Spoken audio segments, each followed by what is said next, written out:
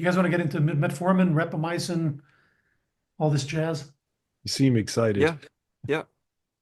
I thought it was interesting, but I think I mean, and this is kind of a general point for aging and nutrition and wellness. There's so much hype, but aging, there's probably even more. Like the hype around aging and lifespan extension and some of these drugs is insane. And sometimes it's like a 1% science and then 99% hype. There's almost nothing to back it up in some of these cases. Now, some I think are promised, some I think are interesting, but yeah, that's hopefully we can kind of distinguish there. Yeah, sure. 100%. Like one of the drugs that was, really had a lot of hype about it was metformin. But this is a cautionary tale, because for non-diabetics taking metformin to try and extend their lifespan, there's actually real harm of taking metformin in that context. So the hype was based on it really started in I think it was 2008 when a particular strain of mice, and this mice is an inbred mouse that develops high blood pressure. When that mouse was given metformin compared to a mouse that wasn't, you could see a potential lifespan extension effect. And then if you looked at the human studies, and these were observational studies, people who were taking metformin for type 2 diabetes but didn't need anything else to control their type 2 diabetes, there was an initial suggestion that those people were having lower rates of heart disease compared to non-diabetics who weren't taking metformin. So that kind of kicked a lot of the hype into overdrive that maybe, aside from just, type 2 diabetics and pre-diabetics, maybe non-diabetics should also be taking metformin. But when the mice experiments were redone by the interventions testing program, so what's crucial about this program is that they run the same experiment in three separate labs at the same time. And they use genetically diverse mice. It's possibly a little bit more related to humans. And that program is critical because you can actually see whether the result is just a quirk from one particular lab or whether it's reproducible. So when they tested metformin, there was no lifespan extension effect seen. Then if you come back to the human studies, the diabetes prevention program, this was a trial that started in 1997, and it took high-risk individuals, but they weren't type 2 diabetic yet. So either they were overweight or they had high fasting blood sugar levels, but again, that they weren't classified as type 2 diabetics. They gave half of them metformin and then the other half a placebo, and they followed these people up for a whopping 21 years. And there was no improvement in terms of all-cause mortality or cancer rates or cardiovascular disease. So I'm not convinced that there's any benefits for non-diabetics, and I do want to emphasize that point, for non-diabetics to be taking metformin. Not a day goes by at the clinic where I'm not prescribing metformin for my pre-diabetic and type 2 diabetic patients. That's different. But in terms of the dangers of metformin, we've got good evidence now from at least two randomized controlled trials that people who take metformin compared to a placebo group, it seems to blunt the positive effects of exercise. So in these studies, both groups are exercising, but the placebo group is getting the full benefit of exercise, whereas the metformin group is only getting about half of the benefit of exercise in terms of, their changes in VO2 max and also their strength. Metformin also lowers testosterone levels. So you've got two known risks for non-diabetics to take metformin and no potential benefit. So I use that as an example where, yes, we might be seeing things in the headlines that, a particular intervention in a preclinical model or even some very, very early human research might look promising. But generally, it's better just to wait for more research to come out and make sure that there's no adverse safety signals. So I think, yeah, that's just a really uh, I think that that's a powerful lesson that we shouldn't get overhyped about particular molecules because you can do yourself significant harm. Yeah, that's a really great breakdown, way better than I could have done. I've done a little bit of reading into metformin, and my impression is exactly like yours, Brad, that we need more data to really be certain of anything. My im- I just haven't seen any like incredibly convincing data. There's a new study that I think the journal Cell published or Nature. I don't know if you guys have seen that, but it's metformin study, and I believe they were studying it in monkeys and looked at a bunch. They did a bunch of different experiments on monkeys. I haven't had the opportunity to read it, but um, my understanding is that they saw some benefits and whatnot. But again, that still doesn't really move the needle for me. So I think I fall in the same camp as you, Brad. I just need to see more data, but definitely for diabetics, without a doubt, it has tremendous benefit. Metformin and rapamycin, which are two of the molecules that are um, get the most excitement around this field, and they are in the same pathway, right? They both inhibit mTOR. Metformin is more indirectly. So metformin activates AMPK and so indirectly has an effect on mTOR complex 1. Whereas rapamycin, particularly in the form of sirolimus, that's targeted towards mTOR complex 1. Yeah. You want to get into Metf- rapamycin in your trial? Yeah, sure. So rapamycin is kind of the golden egg, if you like, from the preclinical world, because when it's tested in, single cells, worms, flies, mice, we see this lifespan extension effect. Um, but then the question is, are we going to see these benefits in humans or not? Now, in clinical medicine, rapamycin's got a bit of a dirty name because it's used as an immunosuppressant. So, say for example, if you needed a kidney transplant, one of the drugs that you'll be on to prevent your immune system from rejecting that organ is rapamycin. So there are legitimate concerns that if we're using rapamycin in otherwise healthy people, are we going to suppress the immune system such that we're going to have increased rates of cancer or increased rates of sickness from viruses and bacteria? So, and you also can't patent it because rapamycin has been known since the 1960s, or was discovered in the 1960s. So it's an old drug. Um, but where I think it can potentially have a role, and I do want to emphasize potentially because we need the human evidence first. As we get a bit older, and Nick, I'm really curious to hear your thoughts about this. As we get older, there have been muscle biopsy studies showing that older adults, their muscles seem to overactivate mTOR complex 1. And it's almost like the muscles are recognizing that they're becoming weaker and they want to activate mTOR complex 1 to rebuild proteins and rebuild their strength. Um, the trouble is, if you overactivate mTOR complex 1, you don't have, you're not activating autophagy. So autophagy is the cell clearance process. So it's possible that older adults, their muscles, they aren't activating autophagy, and all they're doing is hoarding these old damaged components. So what we're trying to figure out with my line of research is if we use rapamycin intermittently and we switch off mTOR and we allow autophagy to happen, then when we exercise again, we can reactivate mTOR and rebuild new proteins. Will that strategy offer greater muscle performance improvements compared to just exercise alone?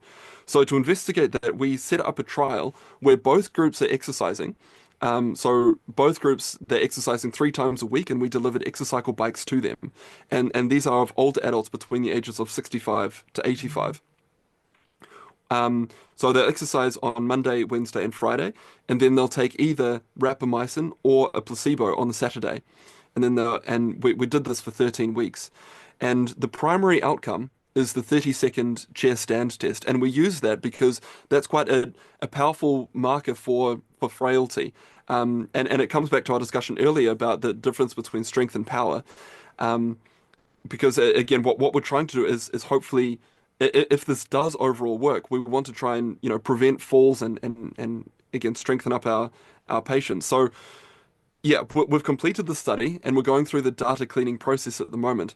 And once that data is cleaned, then we can lock the database and we can unblind ourselves, and then we'll know, yeah, what the initial research shows. And this is one small step, right? So the study is only of 40 participants, so it's not powered for to know whether yes, rapamycin will truly work or not. What we're primarily looking at is to make sure that we're not causing harm with rapamycin, because if we're exercising and we're activating mTOR, if we then use rapamycin to block mTOR, will that actually make our exercise capacity worse? So what we're hoping is ideally to see a trend towards improvement with rapamycin compared to the placebo, and that will give us enough justification for the ethics committees to say, yeah, we're probably not doing harm here. Let's go for a much larger study in the future. So that's a overview of what we're trying to do. What doses are you using? We selected sirolimus as the form of rapamycin. So basically, rapamycin by itself, the body doesn't absorb it. It's quickly broken down in the digestive tract. So that's why companies have created, sirolimus or everolimus, because those are forms of rapamycin that can actually be absorbed.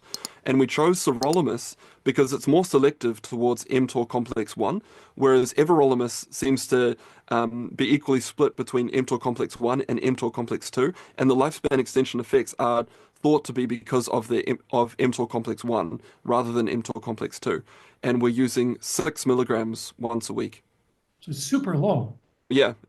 Yeah. So well, 6 milligrams is typically a loading dose of sirolimus, but then the maintenance dose. So typically, if you're prescribed sirolimus, you'll be taking it every day. And so when you first started on sirolimus, you'll take that loading dose of 6 milligrams, and then you'll be on, say, 1 or 2 milligrams every day. But we're only using 6 milligrams once a week. Because there's really interesting data looking at this effect of the immunosuppression that seems to be dose dependent, right? So at a high dose, rapamycin seems to be an immunosuppressant, but at a low dose, it seems to stimulate immunity. So it's an immunomodulator. So there's almost like a little bit of a paradoxical effect there. Yeah, there were a couple of human clinical trials looking at the impact that mTOR inhibitors, which is what rapamycin is, what effect it has on the influenza vaccine. They were trying to see whether if you gave an mTOR inhibitor and dosed it correctly alongside the influenza vaccine, would that overall improve your immune response to the influenza vaccine and overall have lower rates of catching the influenza virus.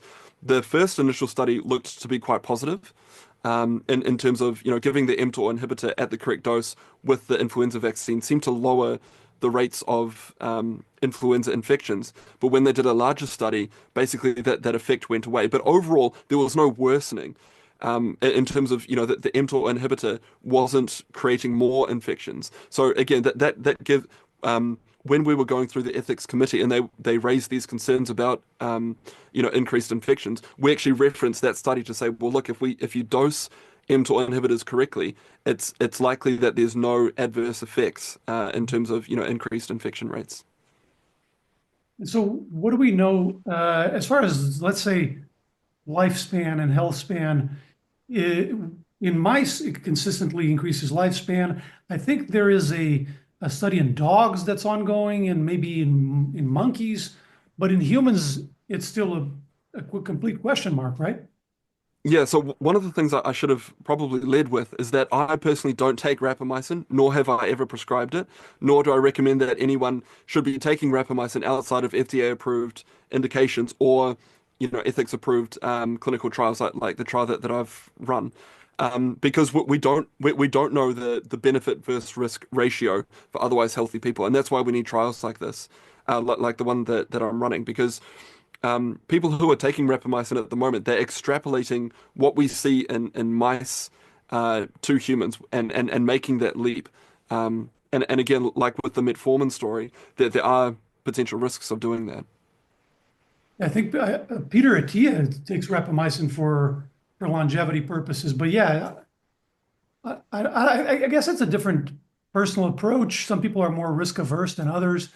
For me, because of my experience seeing that these things can sometimes are not consistent across species, and there's something that works in yeast or nematodes doesn't work in flies, and then to leap from a mouse to a human is a huge assumption. And another thing that I learned the hard way doing these lifespan experiments in grad school is that it's a lot easier to shorten a species lifespan than to lengthen it, because you just need to mess something up. Whereas to lengthen lifespan, it needs to be a pretty precise intervention that doesn't jack up your whole system.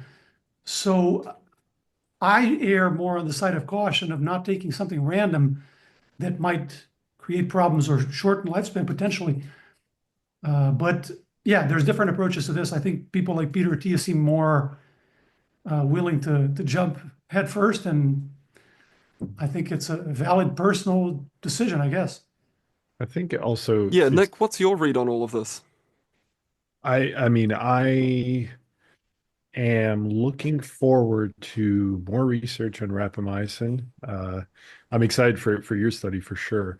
Um, the which, by the way, massive kudos. I mean, just in general, just taking on an undertaking like that is it takes a lot of work and effort, and uh, not many people would do it. So serious kudos.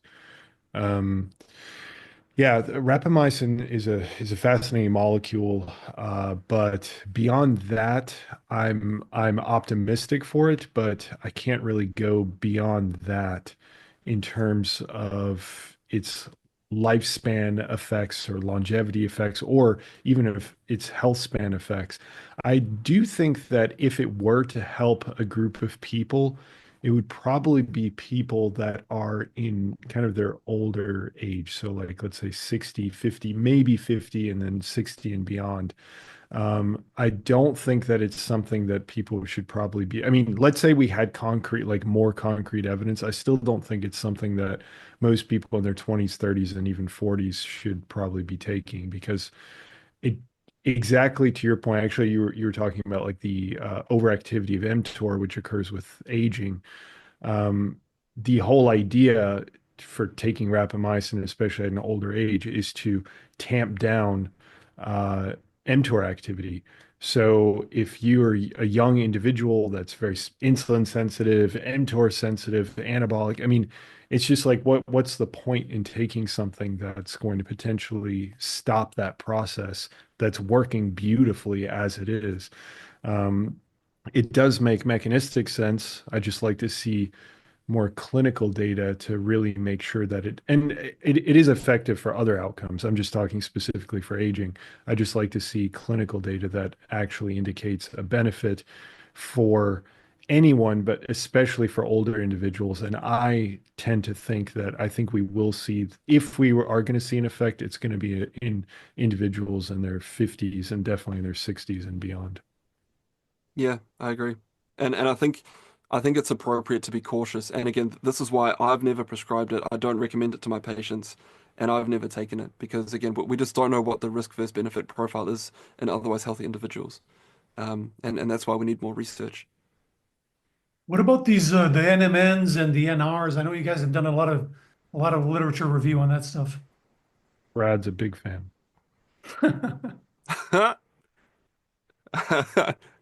Yep. Um, yeah, I mean, there's been a lot of excitement and hype around these molecules um, the companies will tell you that as we age, your levels of NAD, which is critical for many different cellular processes, that the NAD levels go down as we age, and that if we top it up by taking these precursors, as in NMN or NR or another form of vitamin B3, that you're going to restore your NAD levels back to youthful states, that you're going to have lower inflammation, that you're going to have improved muscle performance, etc., etc. Um, but it, even that premise is kind of potentially flawed. So there was a study that came out, I think it was in 2022. It was an observational study of humans, and it took muscle biopsies of older adults who didn't exercise, older adults who did exercise, and it compared those to muscle biopsies of younger adults. And what they could see was that the older adults who did exercise, their muscle NAD levels were basically the same compared to the younger adults. And so that this idea that NAD levels go down as we age, yes, it's easy to explain in adverts that these companies are putting out, but it's probably not accurate. If you are, having a good diet, regular exercise, good sleep, your NAD levels by itself is probably going to be absolutely fine. And that may explain why the clinical trials of NMN or NR have overall been disappointing. So they've done multiple studies now looking at, and these are placebo-controlled trials, where they give either NR or NMN or another form of vitamin B3 um, to these people, and they look at a whole host of different things. They look at exercise performance, they look at insulin sensitivity, inflammation levels.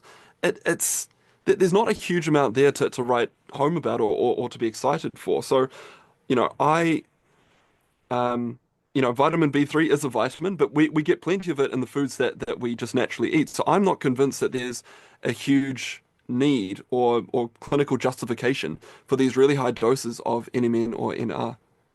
Yeah, what do you think? I think the problem that we keep coming back to is it's really hard also when you talk about lifespan, because doing trials in humans looking at lifespan extension is almost not doable. I mean, except for rescuing disease states or things like that. But I guess there's a distinction here. If someone has a risk factor, someone has cardiovascular disease, and you address that pharmacologically or with lifestyle, you're likely to extend your life because you're fixing a defect that you have specifically. If you have high blood pressure and you address that, you're likely to you're likely to obtain a specific benefit. But that's one question. And then we have this question of the geroscience of actually slowing down rate of aging. And that's kind of a more fundamental question and a much more difficult question to address experimentally in humans, because how are you going to do a randomized trial for 20 years or 30 years following people, you know? So we keep going back to the difficulty in demonstrating. So yeah, we end up falling back on other surrogates like, exercise or other measures of function and vitality. Then there's this whole story of the methylation clocks, the biological clocks, which I think are interesting, but I think there's a lot of unknowns there, and I'd be very nervous basing a lifespan extension intervention or decision purely on these clocks. My intuition is they're probably directionally correct in the sense that, yeah, if you have two people that have widely different biological age, yeah, there probably is a difference in health and vitality in general. But when you get more granular, taking a specific supplement that tweaks one of these epigenetic clocks, I don't know what the odds are that that's going to provide a benefit. It could do something that's not causal, or it could it could even cause problems. Yeah, I'm very skeptical of the state of that. I think it's still early days for those clocks. I think they're being validated, they're being studied and being developed. And but yeah, the difficulty is, of course, that if we just wait for these things to be developed, we'll age and die while all of this is ongoing. So I understand the rush to just try. Yeah, but equally with, say, the vitamin B3 story, um, and I just trying to remember the details now. This was I believe, an observational study. So, um, back in the day before statins, clinicians used to prescribe high dose vitamin B3 in the form of niacin to try and lower your LDL cholesterol levels and lower your rates of heart disease. But paradoxically, those studies failed. For whatever reason, vitamin B3 in the form of niacin didn't seem to lower the rates of heart disease, even though it lowered LDL cholesterol levels.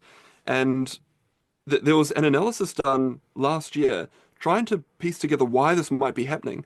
And there's a couple of metabolites that go up significantly if you megadose vitamin B3. And it was thought that these metabolites are pro-inflammatory, that maybe they're actually inflaming our bodies. And that is potentially the reason as to why these trials failed. And maybe that's why we should be avoiding high doses of vitamin B3. So again, it comes back to, unless we've got a clear benefit from a particular intervention, there is the possibility that we might be doing ourselves more harm than good. And vitamin B3 or these high doses of NMN or NR are potentially another example of that, where we might be actually worsening our health by, paying for these supplements. Yeah, if I can quick defend both niacin and NMN and then shoot them both down.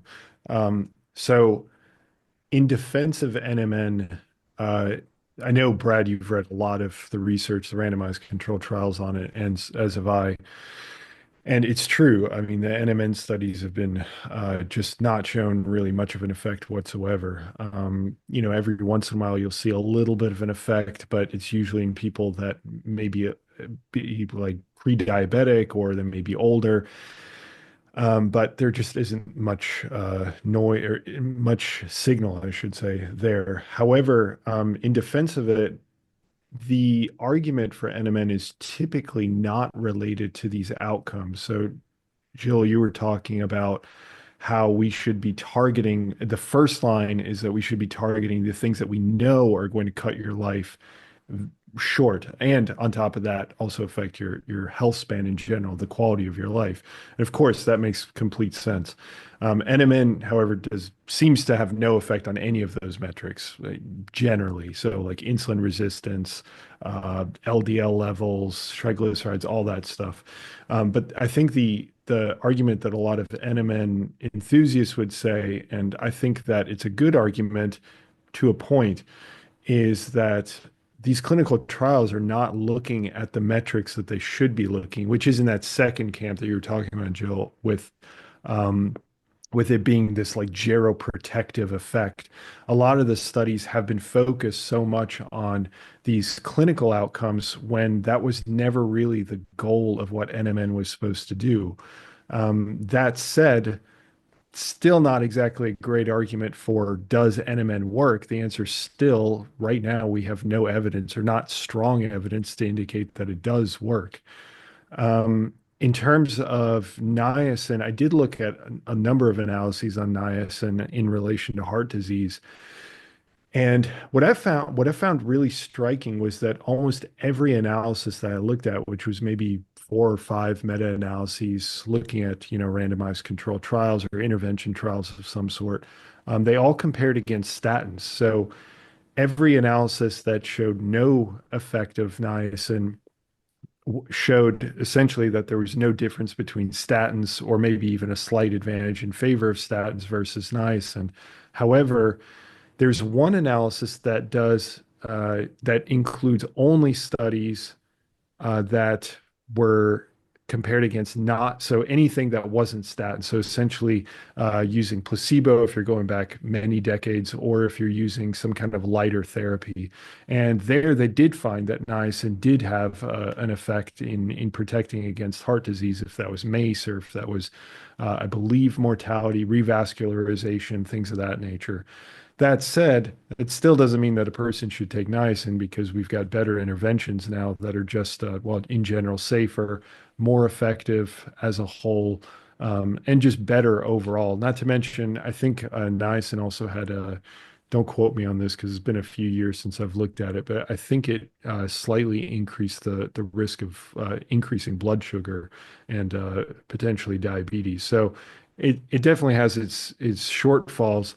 Um, I just think that there is some evidence to indicate that if you do compare it against, I guess, a pure comparison, that it does show some benefits. Still, it's an outdated way, my understanding. I mean, of course, I'm not a clinician again. So it's an outdated way to address cholesterol levels and address heart disease. So we should definitely move on to something else. So yeah, I'm still not on the niacin bandwagon or on NMN. Just some people, for some reason, are so. I know, Brad, you've dealt with this. So anti-statin that they'll look for literally anything aside from a statin to reduce cholesterol levels and to have an effect on heart disease. The common theme here with all these drugs is uncertainty with effects in humans. I heard, I think it was Peter Attia also, he made an analogy that the big players that we covered, the diet and the exercise, not smoking, sleep, all these things, that's like the direction the Titanic is heading in with respect to the iceberg. Like that's really what matters. And the metformins and the rapamycins are like what the song that the band is playing on the Titanic, or what they were serving for dinner. Like his point, I mean, maybe is exaggerating a little bit, but I guess his point is, if you want to play with these, if your personal decision for people listening is to try one of these drugs, that's one thing. But if you're playing with metformin and you're obsessing over rapamycins and these things, and you don't have the big players in place. If your exercise is a mess, if your sleep is a nightmare, if your diet is garbage, I mean, you're probably doing this all wrong. Get the big things in place first before you kind of tweak around the edges. Yeah, for sure. Yeah, 100% agree. I mean, you know, these sort of drugs and supplements, they're probably not even the icing on the cake. They're probably just the cherry on top. Um, and I think it's important to remember that and really focus on the big levers that you've mentioned, Jill, about what what we can do to extend our health span and lifespan. Were there any supplements that we didn't cover that you guys want to touch on? I think there are a few that Brad and I are pretty keen on. Again, still to reiterate that they're not going to move the needle by comparison to the big five that Jill was talking about. I mean, I would certainly volunteer creatine. I mean, shocker, that's one that we've both talked about. I know you've talked about it as well. It, it has pretty, I guess the way I think about supplements is one is the effect size. So how much of a magnitude of an effect are we going to experience if I take this molecule? And the other aspect I consider is how many organ systems is it going to affect?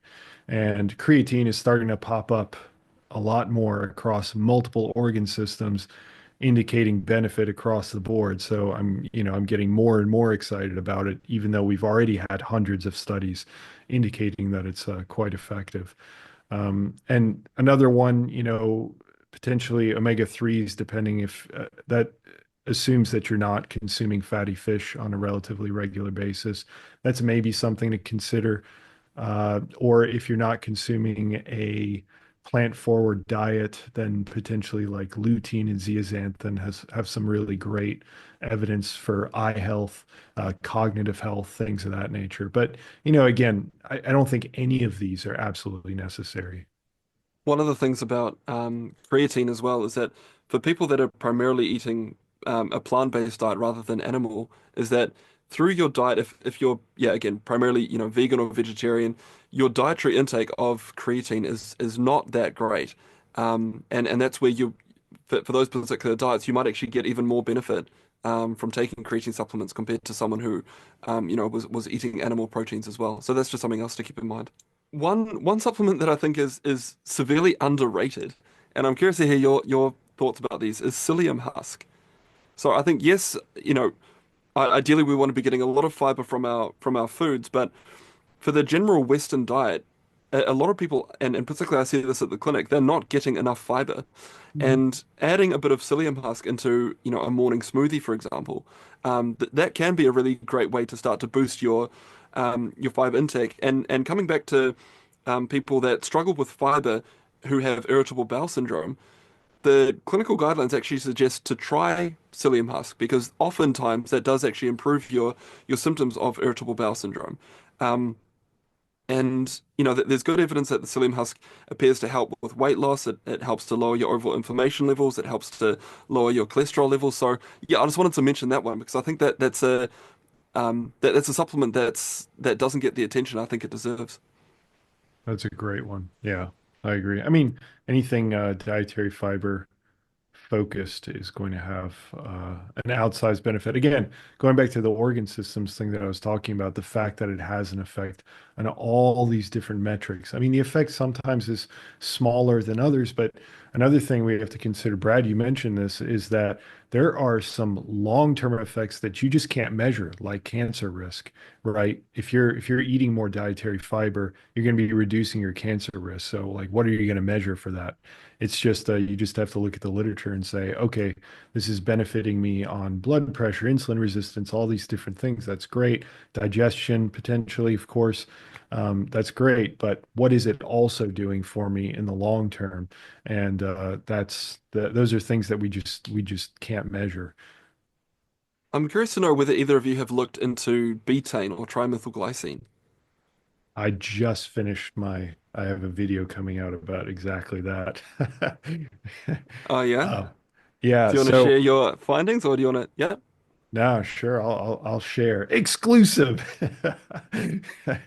Um, I looked at three meta-analyses for betaine, and it's an interesting molecule. I didn't look at it from an angle of NMN because that's something that people have asked me about as well. I don't, and Brad, maybe you can speak to that, but betaine I looked at for fat loss and muscle performance. The fat loss evidence was very weak, and I explained why. Some statistical problems with some of the analyses. But the muscle strength effects, like the power measurements and stuff like that, I think there's a signal there. I think it's probably especially beneficial for people who exercise. Otherwise, again, just looking at those two metrics, and I really try to make sure that people are aware that when I'm talking very specifically about special outcomes. We shouldn't start to extend that outwards because I haven't looked into that. I've looked at fat loss and I've looked at muscle performance. That's it. So on muscle performance, there's a signal there. For fat loss, there doesn't seem to be much there, at least currently. But yeah, maybe it has some other effects that I'm not aware of. What do you think, Brad? So on the point of exercise, so yeah, there's a couple of meta-analyses that the overall conclusion basically says that there's no effect from trimethylglycine. Um, but then in the discussion section and in the results, if you go through them, basically the trials that are included where they just give trimethylglycine to people and compare it to a placebo, but there's no exercise, there doesn't seem to be any effect. Whereas in the studies where both groups are exercising, one group is taking the TMG and the other group is taking the placebo, that's where you can see these potential muscle performance improvements. So that's just an interesting point to highlight that, again, if you're not exercising and you're just sitting down, taking supplements is not going to do anything for you. But if you've got those fundamentals of health correct, TMG may further improve your muscle performance. The other thing that I found, and there was a couple of studies looking at cross training. So that was the modality of exercise. The group that was taking the TMG seemed to have higher levels of testosterone compared to the placebo group in terms of the change over the study duration. So that there's a potential there that TMG may be increasing testosterone as well as increasing muscle performance. So personally, those are the two main reasons why I take TMG. No, that's interesting. I did not know that. Do you guys have any opinion on like magnesium, something pretty simple like that?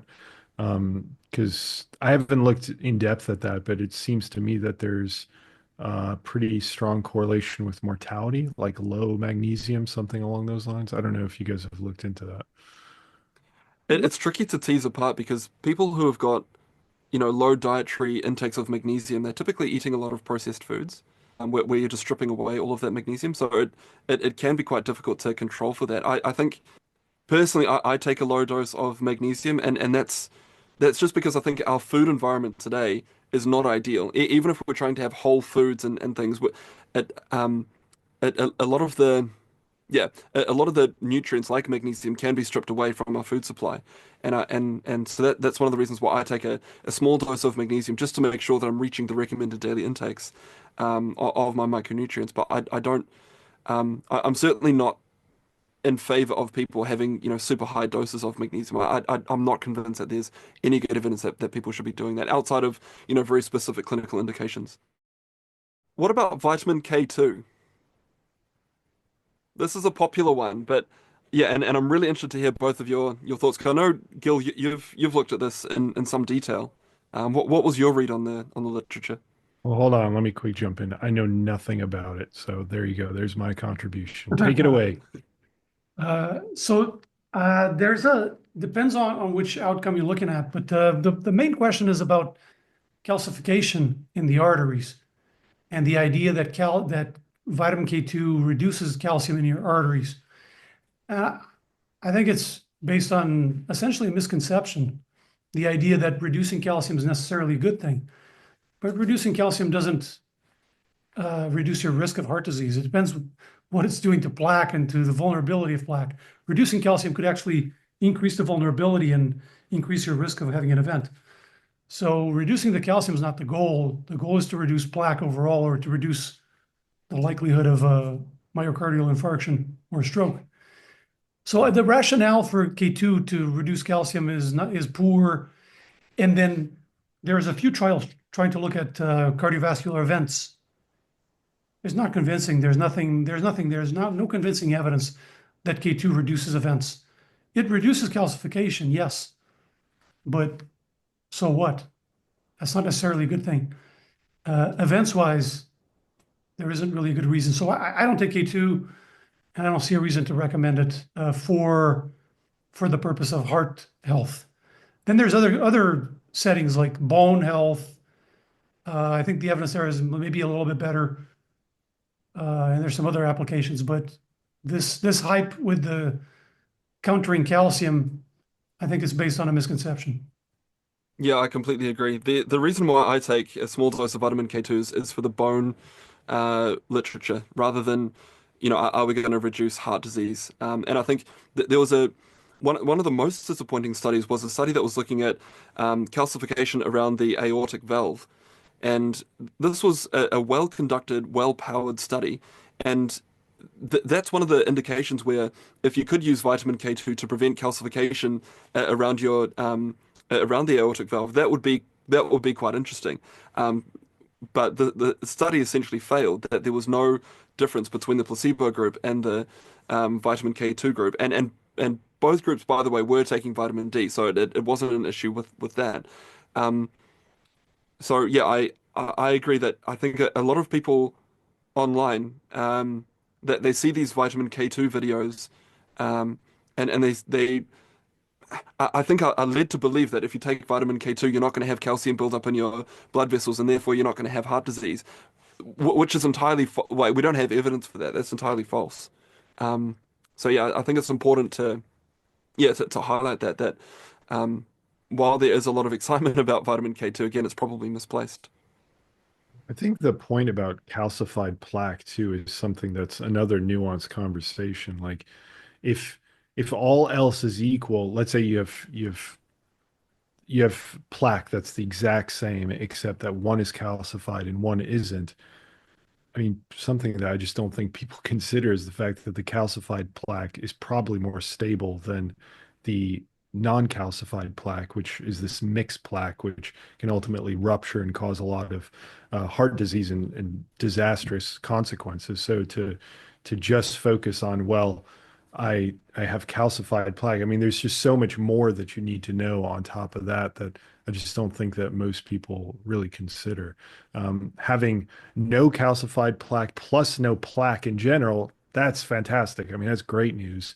But just saying that I have no calcified plaque doesn't really tell you if you have no risk. And that's something that I think people really equate, which is unfortunate. Yeah, it's a conflation of a correlate of disease, which is what calcium is, and a cause of risk. Because in general, having a high calcium score is bad news, and it correlates with higher risk. People establish this link in their heads. So if I reduce my calcium score, my risk comes down. But that's not how it works. I've actually heard people using this justification as a reason not to take statin medications, because often people who go through and they do a calcium score of their heart before and after a statin, once they start taking the statin, they'll actually see an increase in calcium around the blood vessels, and that just represents that the statin has helped to stabilize your plaque, and has laid down a bit of calcium there. It's not it doesn't mean that statins are making your blood vessels more unhealthy. Yeah. Yep. What about for skin health? Because there are a couple of supplements that I personally take for skin health. One of them is collagen peptides, which is the I want to run this by you, because the big thing the big issue that people seem to have with collagen peptides is that all collagen peptides are short chains of amino acids, and amino acids make up protein. So if you eat protein, surely you're going to get all of the amino acids that you need, and there's not going to be any effect. But to that, I would say, well, we we do have specific peptide transporters in our digestive tract, so we can directly absorb these peptides, and we do have evidence when we label these peptides, we can actually see that they do reach our skin. But the other thing as well is that there was a trial done in burn patients that looked at what happens if you give and they wanted to look at wound healing rates. And if you give collagen peptides compared to an equal amount of protein, what happens to the wound healing rates? And the group that was taking the collagen peptides, their wounds healed faster compared to the group that was taking protein. And the levels were matched in this study. So to me, I think that there is probably an effect by taking collagen peptides on our skin. But yeah, I'm curious to see what both of you think. It's not something that I've looked at in detail. I did see. I think I learned this from you when we spoke a few years back. I didn't know that there were these trials showing an actual benefit in terms of skin health from these Hydrolyzed. hydrolyzed Yeah. collagen peptides. So then I took a quick look at those trials, which was news to me. So yeah, it seems to have a bona fide effect on the skin. I don't know what the mechanism is. I don't know why you get these results and the skin doesn't just uh, produce its own collagen from amino acids. I don't know why. I don't know if it's just a ease of access. My understanding is that the collagen peptides themselves bind to receptors on the fibroblasts that ultimately lead to a signaling cascade that encourages collagen production, like actual fibers of collagen that get produced and get kicked out of the cell. But in terms of the clinical evidence, I mean, I'm a fan of collagen peptides. I think that the evidence is moderate. I don't think that it's really, really strong. Brad, you were the one that introduced that study about the burn patients. I had not run across that. So that was great because a lot of people ask me about, well, what if I just consume proteins? Exactly how you laid it out. People have this critique, which is a great point, but we also know that to your point that we don't just consume amino acids. We don't just absorb, I should say, amino acids, single amino acids. We can take in dipeptides and tripeptides, which are these 2 and 3 amino acid chains. So those can be bioactive molecules in their own right, which ultimately give an advantage to collagen peptides. At least that's the idea. I would like to see more studies comparing pure protein versus equated amounts to collagen, especially when you're looking at like wrinkle depth and hydration and things of that nature that are, these very delicate measures. But my needle is leaning in favor of collagen peptides, but I just like to see more evidence because a lot of the trials have been done against placebo, even when they isolate collagen peptides. Not to mention they're all industry funded, almost all of them. Yeah, I completely agree. It would be great if we had direct evidence, not just looking at, burn patients, because that's obviously an entirely separate population compared to if we're just looking to see what happens to wrinkles. And I think, yeah, those studies need to be urgently done because that would go a long way to either proving or disproving the use case of collagen peptides. But I think while we don't have that evidence yet, the fact that we do have evidence from randomized controlled trials showing that seem to suggest that we can improve parameters of skin health by taking collagen peptides over and above a placebo. That's why I personally take it. Have you tried just Yeah. applying it to it's like one area of your arm or something like that, seeing if you notice a difference? Or is it too long term to do that?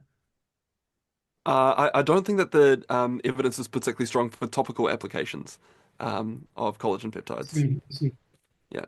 Yeah, I think most of the studies, I think almost all the studies I've looked at have been consumables. Mhm.